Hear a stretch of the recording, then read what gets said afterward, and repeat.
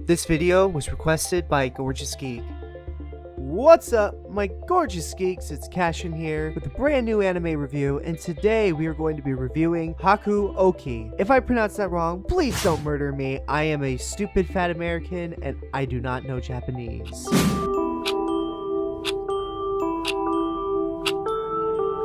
We cannot resist that which is.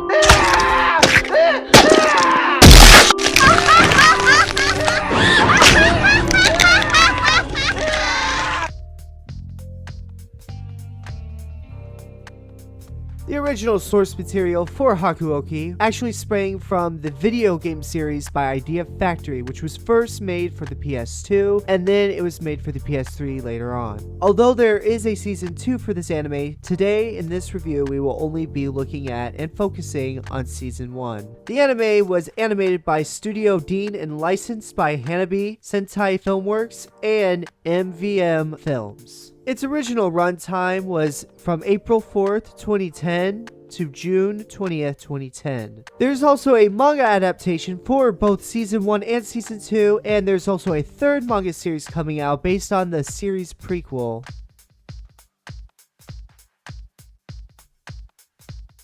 The biggest problem with the show is its plot. The best way for me to really explain how I feel about the plot of this show is by giving you an analogy. So imagine this beautiful woman who makes you feel so great and she's really getting you excited, okay? Now imagine that she's getting you really close to climax and then all of a sudden she stops.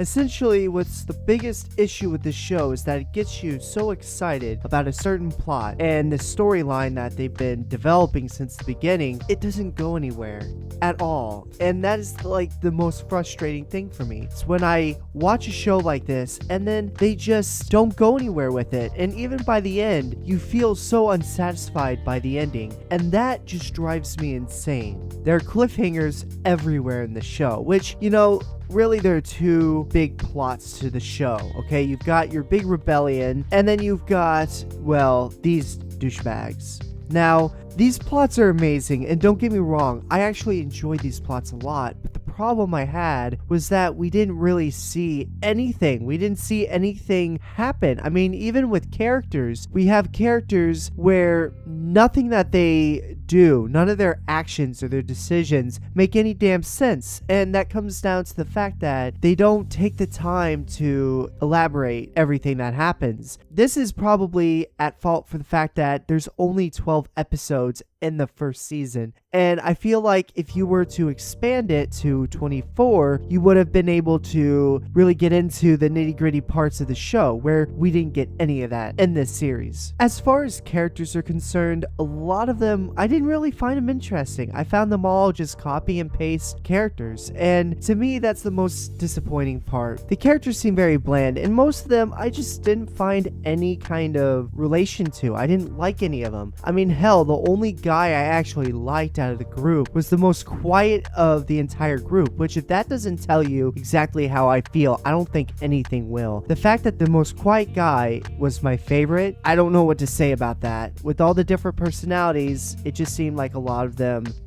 they were copy and paste to me. I did not feel anything to anybody. Whether they died or lived by the end of the season, I didn't really feel like I was supposed to. I didn't feel like I should feel sorry for this character's death. I just felt like, well, bye. In fact, some of the most interesting characters were actually the bad guys, in my opinion. A lot of the more mysterious characters really brought in just this wanting to know and yearning to know what's going on. And the fact that, you've got the main characters, which by the way, are pretty mysterious by themselves, I did not feel anything towards them as much as I did with the bad guys in the show.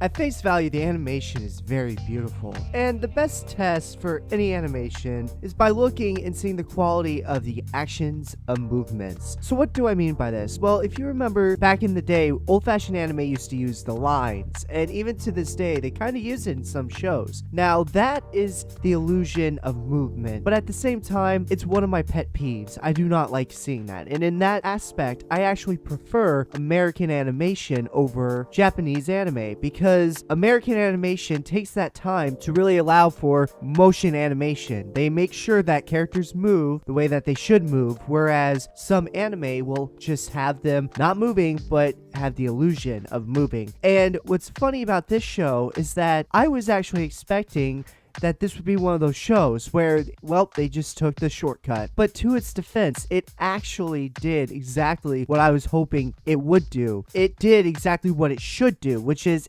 every single time someone clashes, every single time someone fights, they all fight with motion. They don't just have the character move in and let's just put some lines in the background like dumbasses. They actually show the action, and that is a huge point to the show. I love that. And so some of the sword fights were actually a lot of fun. Now, with that said, unfortunately, the second pet peeve I have of most anime, they fell prey to, and that is when you have non-interesting characters or the non-important characters in the background and their faces have no detail to them. This is something that really gets under my skin because it's a sign of laziness to me. And the fact that they didn't take the time to draw a standing face, the guy was standing still, but yet they showed that they have enough time to work on a character moving and make sure that their face looks good. The fact that they could do that, and I'm not talking about characters who are part of the plot, the big main characters. I'm talking about some shithead that's basically just sword fodder. The fact that their faces are drawn properly, and yet this one guy's face is not drawn properly when he's standing still, to me, that is a massive insult. That's on trolling level for me. That is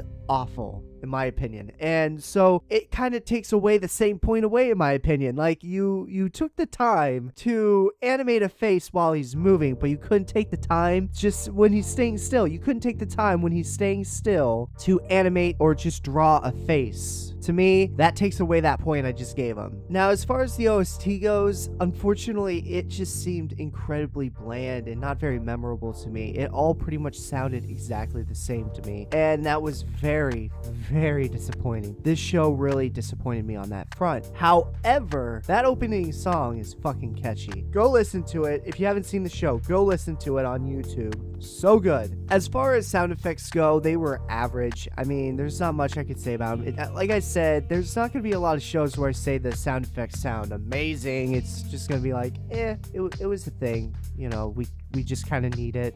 But, you know, it's a thing. They don't really pop out to me. They don't sound very realistic to me.